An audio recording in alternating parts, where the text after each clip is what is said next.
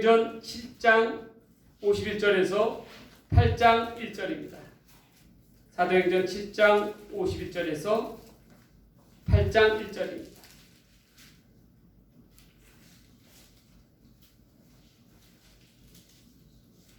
사도행전 7장 51절에서 8장 1절 말씀입니다. 이 말씀을 저와 여러분이 한 절씩 교독하도록 하겠습니다. 이는 이 시간 우리 주신 하나님의 거룩한 말씀입니다. 목이 곱고 마음과 귀에 할례를 받지 못한 사람들아, 너희도 너희 조상과 같이 항상 성령을 거스리는도다. 너희 조상들이 선지자 중에 누구를 박해하지 아니하느냐.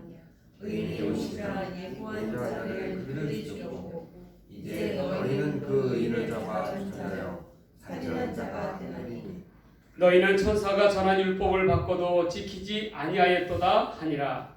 그들이 이 말을 듣고 마음에 찔려 그를 향하여 이를 갈거든 스데반이 성령 충만하여 하늘을 우러러 주목하여 하나님의 영광과 및 예수께서 하나님 우편에 서신 것을 보고 말하되 보라 하늘이 열리고 인자가 하나님 우편에 서신 것을 보노라 하되 그들이 큰 소리를 지르며 귀를 막고 일제히 그에게 달려들어 성 밖으로 내치고 돌로 칠세 증인들이 옷을 벗어 사울이라 청년의 발 앞에 두니라.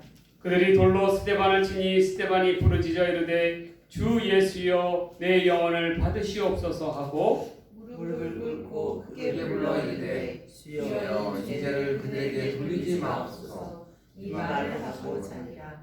사울은 그가 죽임을 당함을 마땅히 여기더라. 아멘. 오늘 이 시간에는 사도행전 7장 51절에서부터 8장 1절까지 말씀을 통해서 사명자의 삶, 사명자는 어떠한 삶을 살아가는 사람들인가 한번 생각해 보도록 하겠습니다.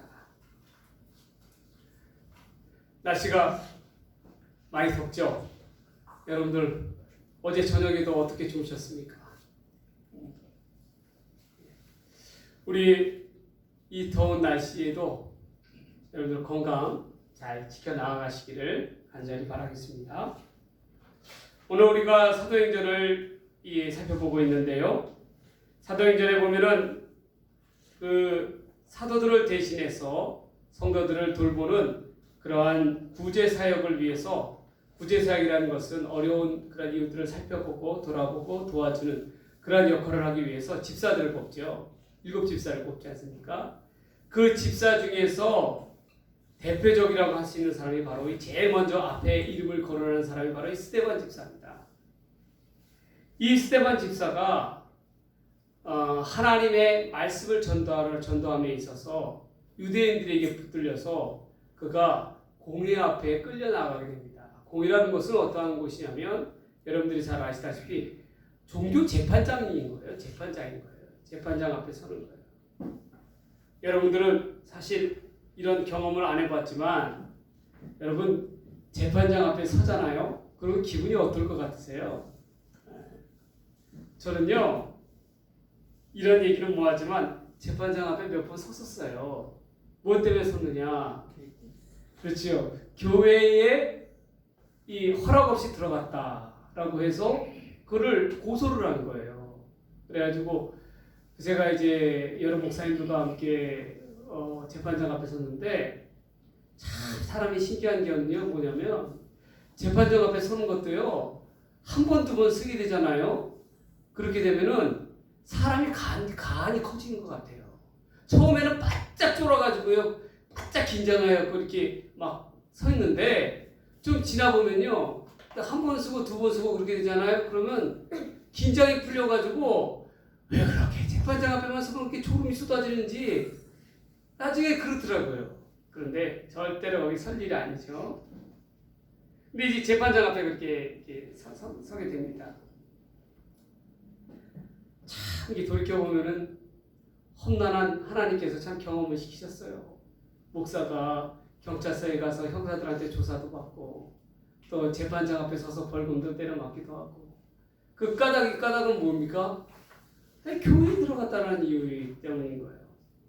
예수님께서는 교회는 만민이 기도하는 집이라고 했는데 그 교회에 들어갔다고 해서 그렇게 고소를 해가지고 그거 했을 때 참 참담하더라고요. 그러나 어찌됐든 간에 하나님께서 또 은혜 가운데 이렇게 다시금 목회하게 하여 주시고 하는 것이 얼마나 감사한지 모르겠습니다. 여러분, 이 스데반 집사가 또 마찬가지예요. 공회에 끌려갔어요. 거기 공회에는 유대인들의 장로들과 제사장들과 관리들과 그런 사람들이 모여있는 그런 재판 그 자리예요. 그런데 거기에 끌려가서 이 스데반 집사가 무슨 얘기를 했냐면 그들의 말에 고분고분하지 아니하고 입바른 소리를 한 거예요. 너희들이 하나님의 성령을 거스리는 사람들이다. 너희들은 예수를 갖다가 하나님의 선지자들을 죽인 자들이다. 쉽게 얘기해서 너희들은 목이 곧은 백성이다 라고 그렇게 이야기 선포를 합니다. 거기에 따라서 이들이 분노하였다는 거예요. 화를 내고 경노하면서 본문에는 뭐라고 표현하냐면 이를 갈았다 라고 그렇게 표현하고 있습니다. 여러분, 스데반 집사의 삶을 우리가 돌이켜보면서 스데반 집사의 죽음과 순교를 생각해 보면서 우리 사명자란 하나님의 사명자란 과연 어떻게 살아가야 이 땅을 살아가야 되느냐. 첫 번째로요, 사명자의 삶은 어떤 삶이면 도전하는 삶이에요. 무엇에 대해서 도전하는 겁니까? 세상을 향하여 도전하는 것입니다. 불신을 향하여 도전하는 그러한 삶이에요. 여러분, 스데반 집사는 꺼리낌 없이 있는 그대로 그 유대인들 앞에서 직언을 하였습니다. 그 직언을 하니까 어떻게 해요? 이들이 이 말씀을 듣지 아니하니까 어떻게 합니까? 그 스데반 집사를 갖다 결국 돌로 쳐 죽이잖아요. 여러분, 성령을 거역하는 사람들, 성경에는 뭐라고 또 표현하고 있냐면 목이 곧은 백성, 너희는 목이 곧은 백성이다 라고 이렇게 얘기하죠. 목이 곧은 백성이다.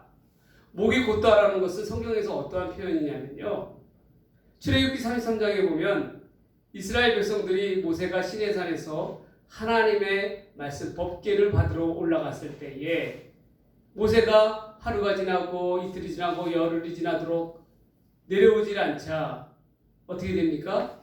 황금 송아지를 갖다가 만들지요. 그리고 나서 어떻게 됩니까? 그걸 갖다가 너희를 구원해 주신 신이다 라고 표현하지 않습니까? 그때 하나님께서 이 그러한 패역한 이스라엘 백성들을 향하여 너희는 목이 곧은 백성이라는 그러한 별칭을 불러주신 거예요. 그만큼 목이 곧았다는 것은 하나님의 말씀을 따르지 아니하고 자기의 뜻대로 행하는 자들을 갖다가 목이 곧은 백성이다라고 그렇게 표현합니다. 이 스데반 집사가 이 유대인들을 향하여 그렇게 얘기하는 것은 너희가 선지자들을 박해하고 특히 하나님의 아들이신 예수 그리스도를 십자가에 죽이지 아니하였느냐. 그리고 나서 거기에 대해서 꺼리낌 없이 이렇게 예수를 전하는 자들을 박해하는 그러한 너희들이 진정 하나님 앞에서 목이 굳은 자들이요 굳은 마음을 지닌 자다라고 그렇게 이야기하고 있는 것입니다.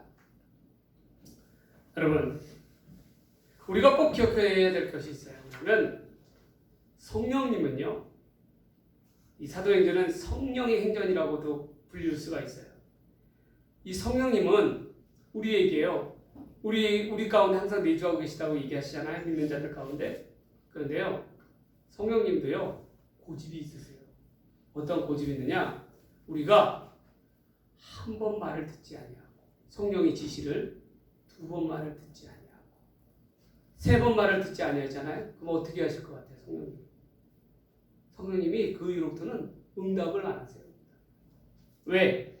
해봤자 소용이 없을까? 우리도 그렇잖아요. 우리가 어떠한 잘못을 저질렀을 때, 어떠한 잘못을 저지른 그러한 친구나 자녀가 있다면 어떻게 됩니까? 한 번 이야기하잖아요. 경고하잖아요. 하지 마라. 두 번 경고하잖아요. 그 다음에는 뭐예요? 이야기를 안 해버리잖아. 왜? 이야기를 해봤자 아무런 의미가 없기 때문에 듣지도 않을 거니까. 그렇기 때문에 얘기하지 않잖아요. 성령님도 마찬가지예요. 우리에게. 우리가 성령님의 말씀을 따르지 아니하잖아요. 한 번 듣지 아니하고 두 번 듣지 하고 세 번 듣지 아니하면 성령은 더 이상 얘기 안 하세요. 우리가 그걸 알아야 돼요.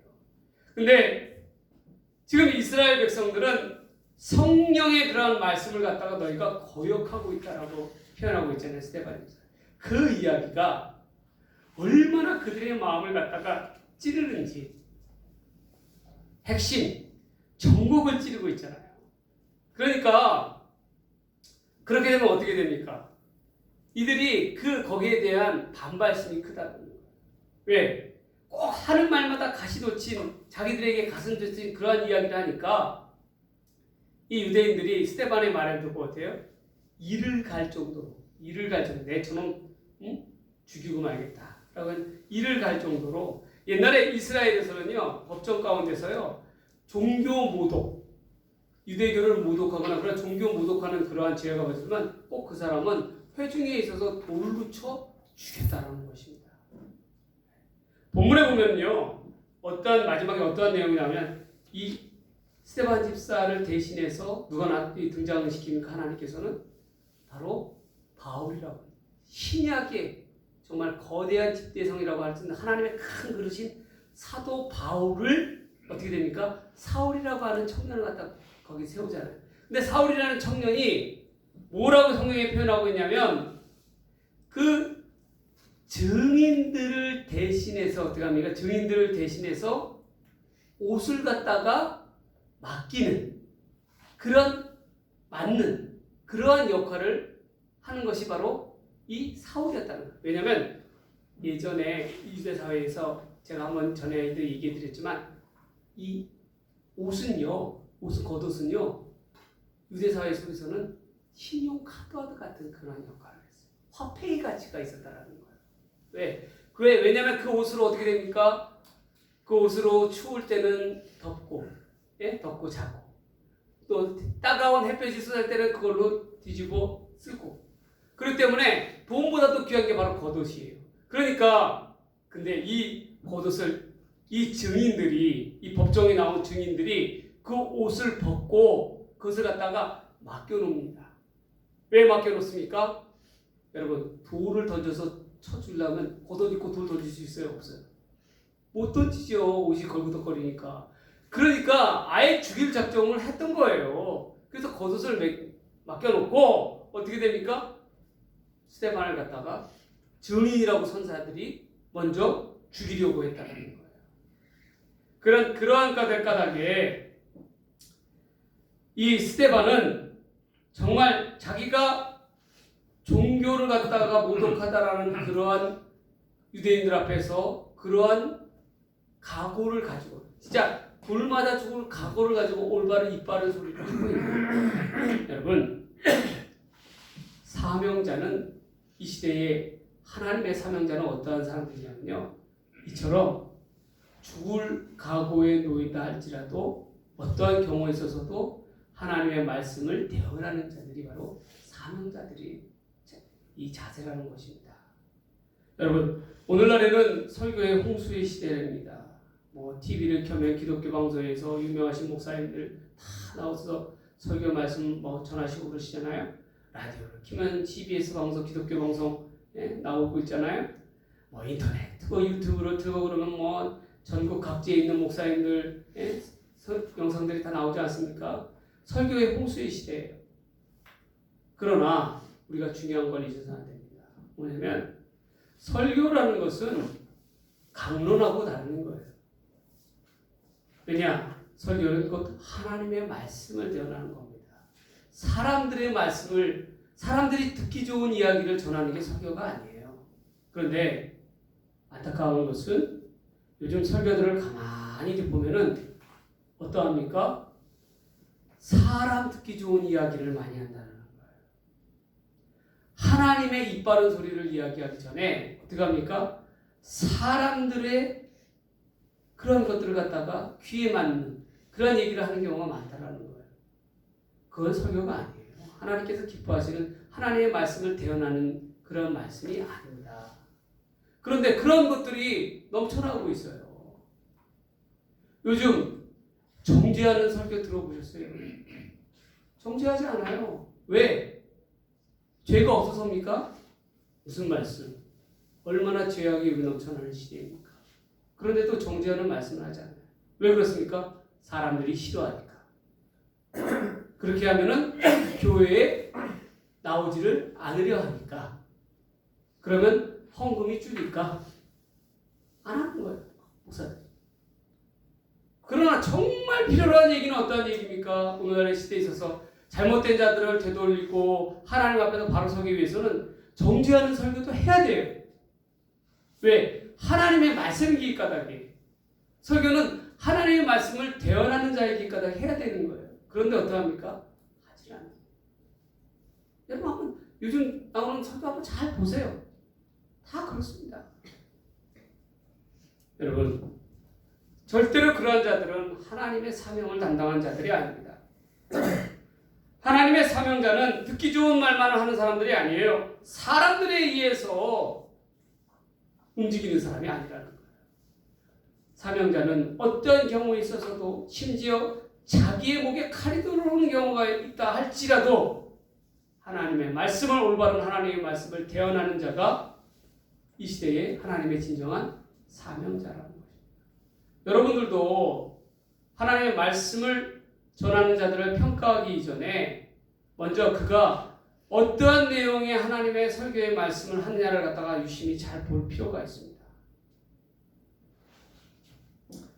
여러분 세례 요한 보세요. 세례 요한이 결국 어떻게 죽음을 맞이하였습니까? 스데반과 같이 입 바른 소리를 하다가 결국 그 헤롯 왕, 분봉왕 헤롯에 의해서 어떻게 합니까? 목배임을 당하잖아요. 목배임을 당하는 것도 그냥 당하는 게 아니라 억울하게 죽임을 당하지 않습니까? 그 이야기는 바로 이러합니다. 헤롯이 죽은 동생의 부인을 갖다가 취하게 돼요. 헤로디아라고 해서. 아무리 그래도 어떻게 죽은 형제의 부인을 갖다가 취하게 됩니까? 그건 윤리적으로 맞지 않는 거예요. 이에 대해서 다른 사람들은 다 쉬쉬하고 있는 것입니다. 그런데 오직 유독 세례 요한만이 정확하게 그 죄가를 갖다가 사람들 앞에서 찍고 넘어갑니다. 그러니까 어떻게 됐어요? 헤롯이 얼마나 어떻게 하겠습니까? 세례 요한을 갖다가 눈에 가시같이 봤겠어요. 결국 그를 감옥에다 가둬버립니다. 그런데 감옥에 가둬에서 끝나는 것이 아니라 그가 잔치날에 그래도 세례 요한을 갖다가 함부로 할 수는 없었어요. 왜냐하면 그런 것 많은 사람들이 이야기하는 하나님의 선지자라고 그렇게 여겼기 때문에 함부로 죽일 수는 없었습니다. 그러나 헤롯의 생일날 어떠합니까? 헤롯의 딸인 살로메가 그 앞에서 춤을 추는데 헤롯이 거기에 들어가 홀라당 그냥 거기에 반해버리는 거예요. 그러면서 이 살로메에게 헤로디아의 딸이죠. 살로메에게 이야기합니다. 내가 원하는 게 뭐냐? 내가 다 들어주겠다. 네가 이 나라의 절반을 달라 그래도 내가 주겠노라 라고 그렇게 이야기하지 않아요. 근데 살로메가 뭐라고 얘기합니까? 자기 어머니의 꾀임에 넘어가서 뭐라고 얘기하냐면 나에게 저 감옥에 있는 세례 요한의 목을 주십시오 라고 그렇게 요구를 합니다. 결국 어떻게 합니까? 이 헤롯은 자기가 내뱉은 말이 있잖아요. 체면이 있잖아요. 사람들 앞에서 신하들 앞에서. 결국 어떻게 합니까? 세례 요한을 목을 베서 그것을 이 살로메에게 주게 됩니다. 결국 그렇게 세례 요한은 죽임을 당하게 됩니다. 그러나 하나님께서는 세례 요한의 죽음을 통해서 놀랍도록 큰 역사를 이루어 나아가시죠. 여러분, 사명자의 삶이란 이런 거예요. 사명자의 삶은요, 어떤 경우에 있다 할지라도 어떻게 합니까? 하나님의 말씀을 전하는데 주저함이 없는 자들이 하나님의 사명자인 것입니다. 그러기 위해서는 우리가 어떻게 합니까? 세상의 도전을 받아들여야 돼요. 또 세상의 도전을 해야 돼요. 왜? 죄로 물든 세상 앞에 어떻게 합니까? 당당하게 이야기할 거는 이야기할 수 있는 용기가 필요하다는 거예요. 그게 하나님의 사명자라는 것입니다. 여러분, 우리는 어떠한 일을 행함에 있어서 지레 겁먹는 경우가 너무나도 많아요. 그런데 중요한 것은 뭐냐면 우리는 우리의 해야 할 바를 해야 한다는 것입니다. 그리고 그에 대한 결과는 하나님께 되어 맡기는 거예요. 세상 사람들이야 죽음에 대해서 겁을 내겠지만 우리들은 우리에게 이 성령에게 있어서 가장 큰 것은요. 하나님을 위해서 죽음을 맞이하는 것 같이 영광된 게 없어요. 순교의 잔을 받는 것 같이 영광된 게 없다라는 거예요. 장차 하나님의 나라에서. 하나님께서는 순교의 피를 가장 귀하게 여기시기 때문에 그렇습니다. 여러분, 우리는 하나님의 올바른 말씀을 세상 가운데 전할 걸 전해야 합니다. 그리고 그 결과에 대해서는 하나님께 내어 맡겨야 된다는 거예요. 스데반 집사를 보십시오. 스데반 집사는요, 그 어떤 경우에 있다 할지라도 어떻게 해요? 자기 할 바를 했다는 거예요. 여러분, 이런 얘기를 들었어요. 이 동네가 아니라 저쪽 동네인데 교인이 30명이 되지 않는 그러한 교회에 목사가 은퇴를 하면서 퇴직금을 요구했다는 거예요. 보상금을 요구를 한 거예요. 그거를 교인들이 해줄 여력이 못 되자 세상 법정에다가 고소를 합니다.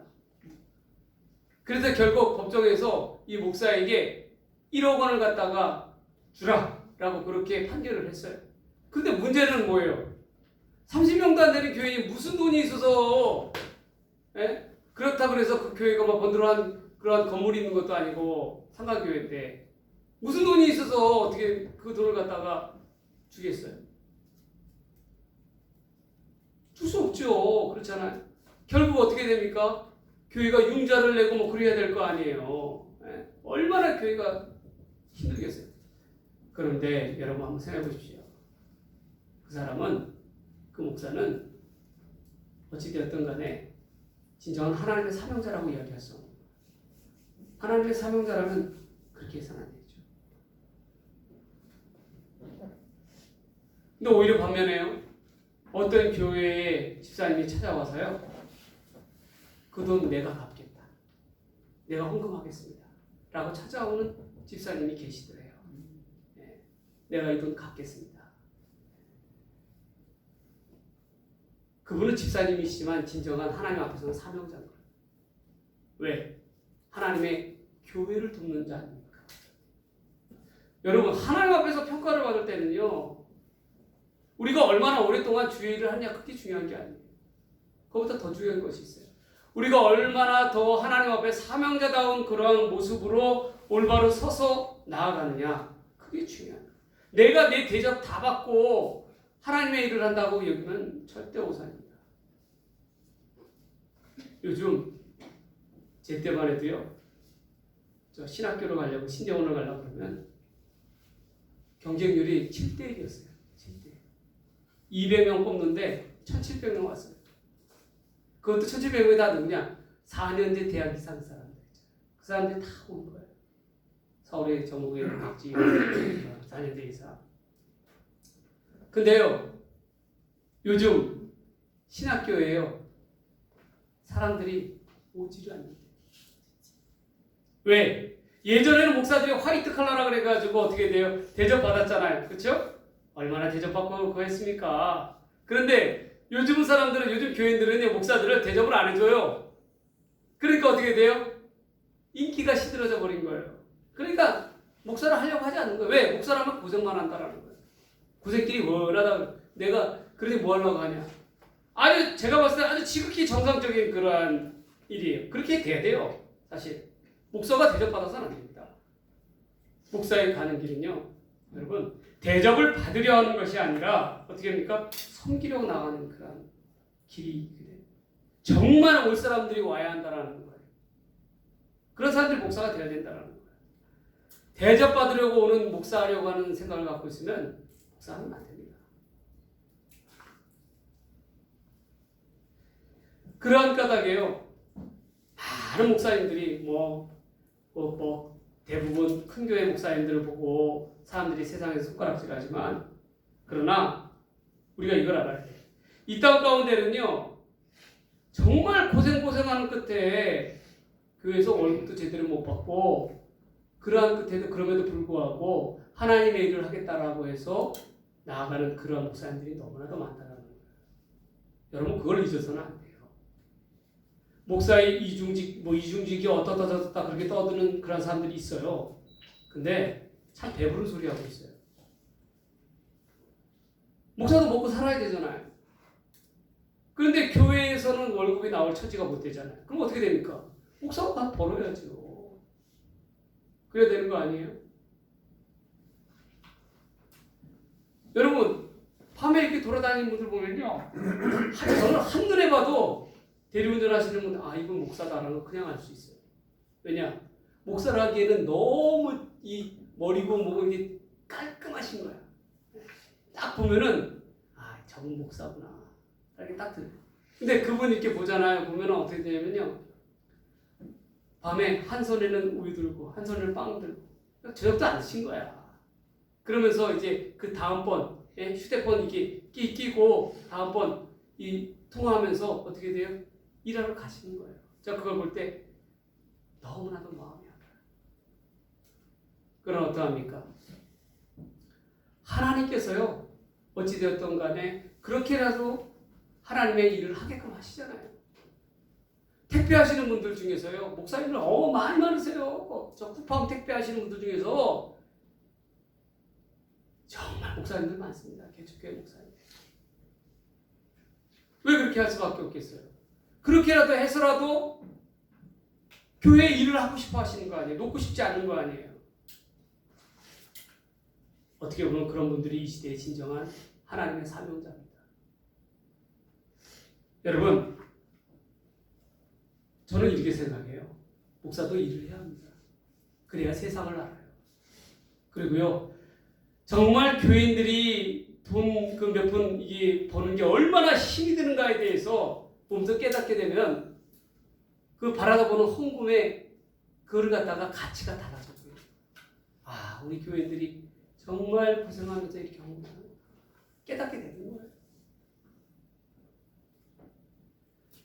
여러분, 그러한 어려움 속에서도 목회를 해 나아가는 사람들이 하나님의 기뻐하는 사역자입니다. 우리 다산목공방도요, 하나님께서 이게 하게 하시잖아요. 이 모양 저 모양으로 하나님께서 일감을 주셔요. 그러면요, 저는요 꼭 있잖아요. 그걸 갖고 꼭 어떠한 경우에 있어서도 11조 헌금을 합니다. 하나님, 이번 주에도 저 했어요. 얼마나 감사한지 몰라요. 그러면서 뭐라고 생각하는지 아십니까? 하나님, 저를 통해서 우리 교회에서 제일 많이 11조 할 수 있도록 해주십시오. 그렇게 기도해요. 근데 하나님께서 놀랍도록요 일감을 주세요. 저는 우리 목공방을 통해서요, 하나님께서 놀라운 뜻을 두실 줄 믿습니다.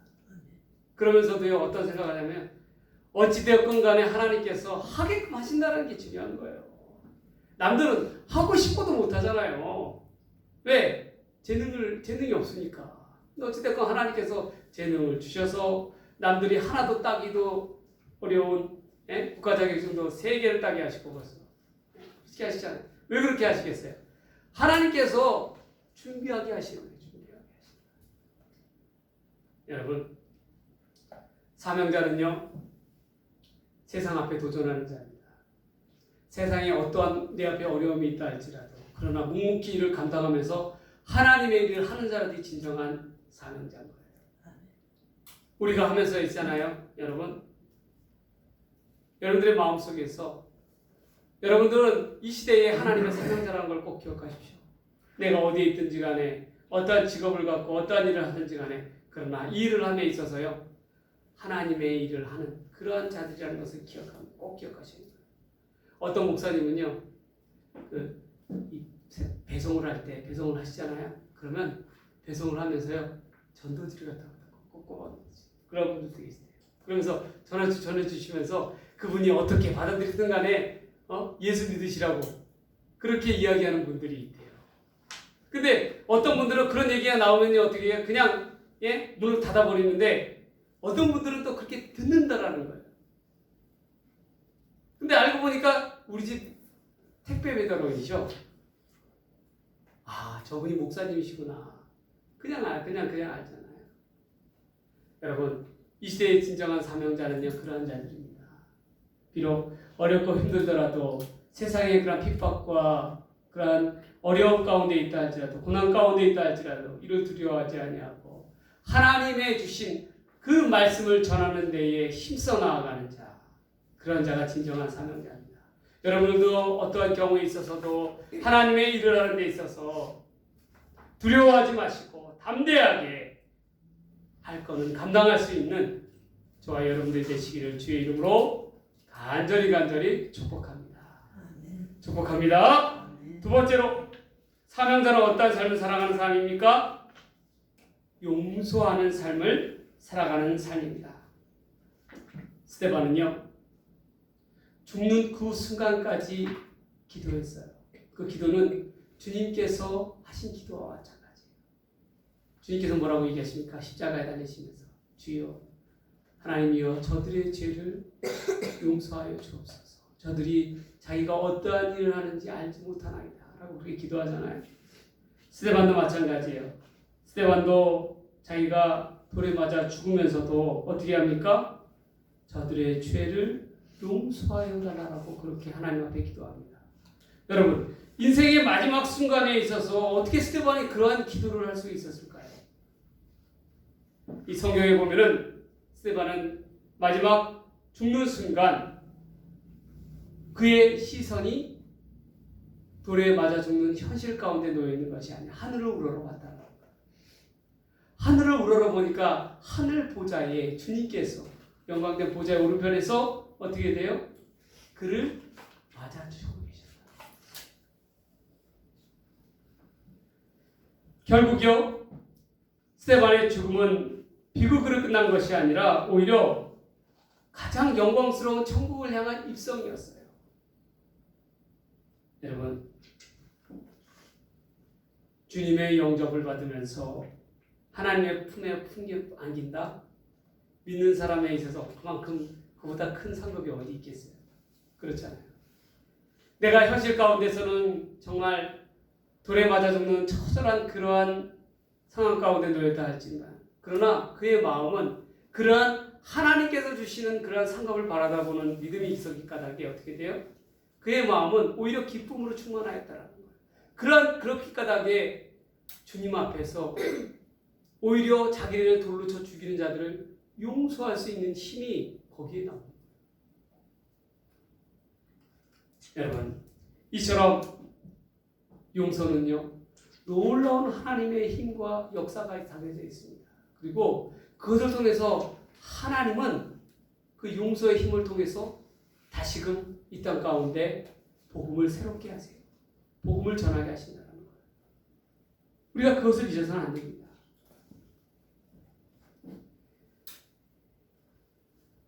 이기풍 목사님이 계셔요. 이기풍 목사님 어떤 분이십니까? 성격이 걸걸하고 심지어는 깡패라고 불렸습니다. 얼마나 청년 이기풍 목사님 혈기왕성하고 못된 짓을 많이 했는지. 특히 그 앞에서 바른 얘기를 한 사람이 있으면은 그의 주목이 가만히 안 있었다는 거예요. 참지 못했다는 거예요. 그런 이기풍 목사가요, 하루는 보니까 평양에 키 큰 코쟁이 목사가 찾아왔어요. 그리고 사람들 앞에서 말씀을 전하는 거예요. 그걸 가만히 보겠습니까? 그 사람이? 그 깡패 친구들하고 갔다 그 모습을 보자 그 옆에 있는 돌로 있잖아요. 어떻게 해요? 그 목사님을 갖다가 턱을 갖다가 맞춰가지고 깨트려 버렸어요. 그냥 턱이 그냥 나간 거예요. 돌에 맞아가지고. 이기풍이 던진 돌에 맞아가지고. 피를 저절히 흘리지 않았겠습니까? 그분이 누구냐?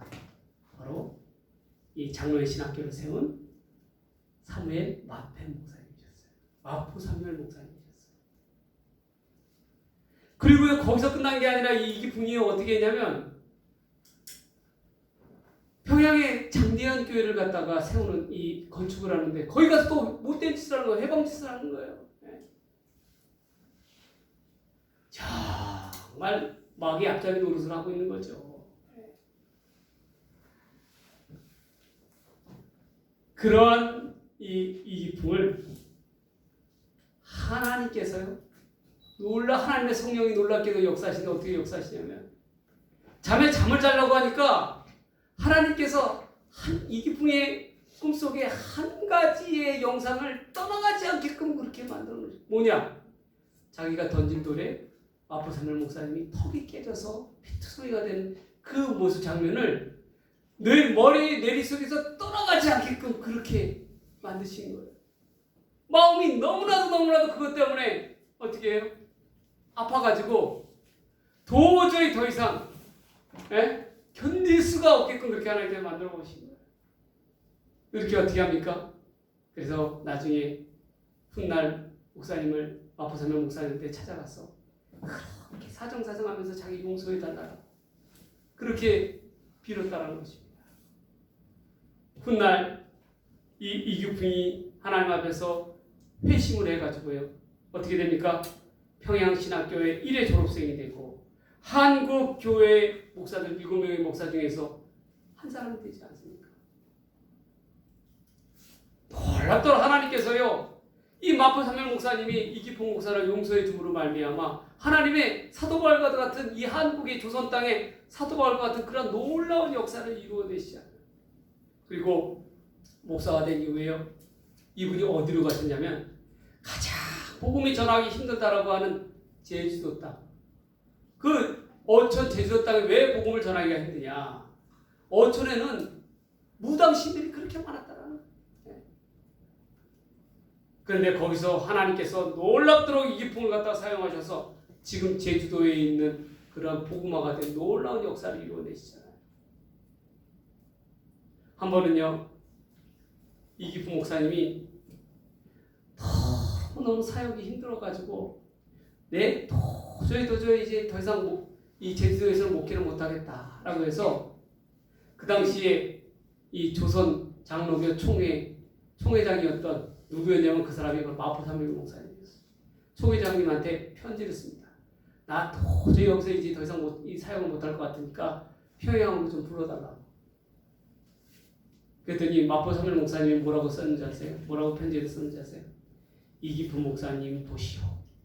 당신이 내 턱을 깨트린 으로 말미암아 내 턱이 아직까지도 이렇게 욱신거리면서 아픈데 이 턱이 완전히 다 나을 때까지는 절대로 평양에 올 생각은 하지 마시오. 그렇게 답을 써서 보냈다는 거예요. 그래서 이기풍 목사님 그 편지를 받아두고 눈물을 이렇게 흘리면서 그래, 새롭게 마음을 가졌다는 거예요. 내가 우리 목사님 마포 목사님 턱을 깨트린 그러한 죄인이 아니었던가. 이러한 죄를 하나님 그분이 용서해 줌으로 말미암아 내가 이렇게 목사가 되고 이게 사역을 하게 되었는데 내 이 땅에서 죽기까지 복음을 전하는데 힘쓰리라 라고 해서 끝까지 어떻게 합니까? 제주도에서 복음을 전하고 그렇게 하셨잖아요. 나중에 순교의 길을 가지 않습니까? 여러분, 스데반도 마찬가지예요. 본문의 스데반도 용서함으로 말미암아 용서의 힘으로 말미암아 어떻게 됩니까? 세상을 바꿔놓잖아요. 그것이 어떻게 됩니까? 놀랍도록 하나님의 역사가 이루어지는 터전이 되고 그릇이 되잖아요. 마찬가지입니다. 하나님의 사명자는요, 하나님의 사명자는 용서하는 사람이 되어야 합니다. 어떠한 경우에 있어서도 용서하는 사람이 되어야 돼요. 용서할 때 하나님의 역사가 이루어지는 것입니다. 여러분, 우리는 무엇보다도 하나님 앞에 용서로 나아가는 복된 믿음의 사역자들이 되시기를 주의 이름으로 간절히 축원합니다. 축복합니다. 예. 마지막 세 번째는 사명자의 삶은 어떠한 삶입니까? 확장되는 삶이에요. 스데반이 결국 죽음으로 나아갔지만 사람들의 회개로 이끌지는 못했습니다. 돌에 맞아서 죽게 되었어요. 그러나 하나님은 스데반의 순교의 피를 헛되이 여기지 않았습니다.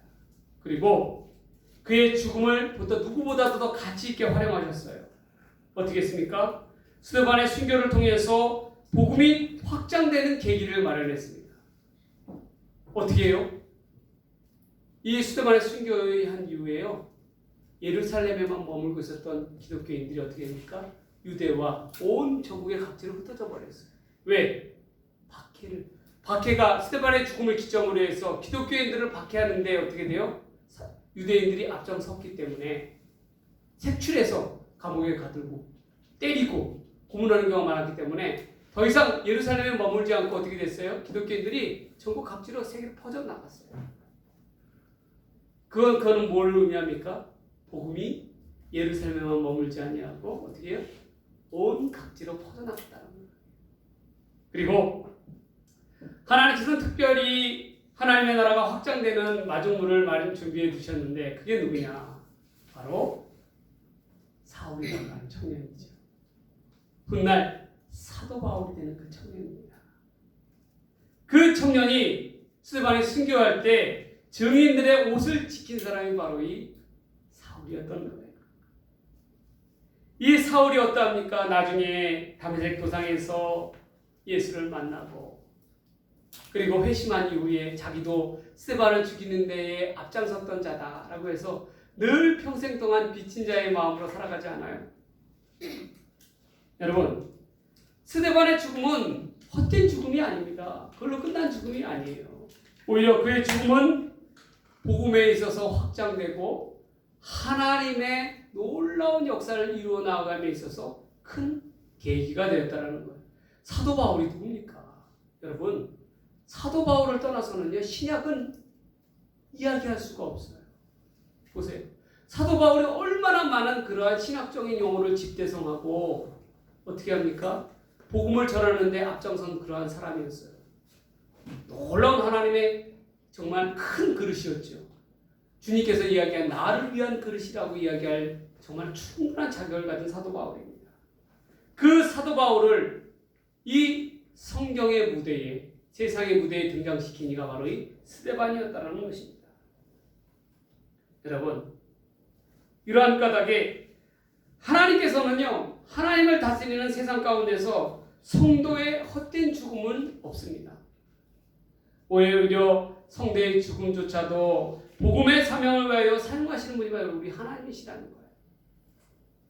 그러한 까닭에 우리는 때를 얻든지 못 얻든지 어느 때든지 하나님의 복음을 전하는 데 힘써야 한다는 것입니다.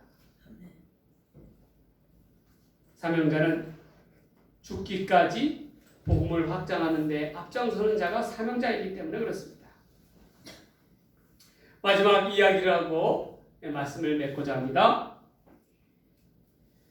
6.25 전쟁 당시에 우리 한국교회 대표적인 교회라고 얘기할 수 있는 영락교회는 한경기 목사님께서 담임하고 계셨습니다.